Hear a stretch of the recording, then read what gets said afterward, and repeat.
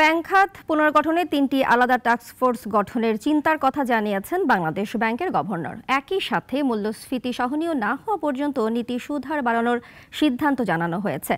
Bank MD ও সিইওদের সঙ্গে বৈঠকে governor doctor Ahsan H Mansur জানান, খাত স্থিতিশীল হতে 2 থেকে 3 বছর সময় লাগবে।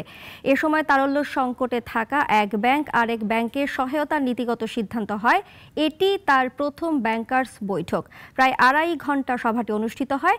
সেখানে ব্যাংকিং খাত পুনর্গঠনের খেলাপি ঋণ আদায়, কেন্দ্রীয় ব্যাংক শক্তিশালীকরণ ও ব্যাংকিং খাতের মামলা মোকদ্দমা সংক্রান্ত টাস্ক ফোর্স গঠনের কথা জানায় নিয়ন্ত্রক কর্তৃপক্ষ।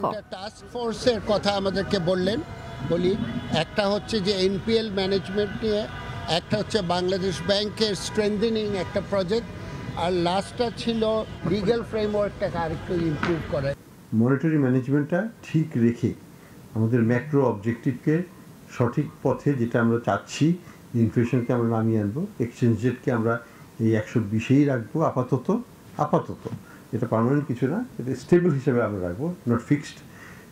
এইভাবে আমরা বাজারটাকে, এক্সচেঞ্জ মার্কেটটাকেও স্টেবল রাখার চেষ্টা করছি।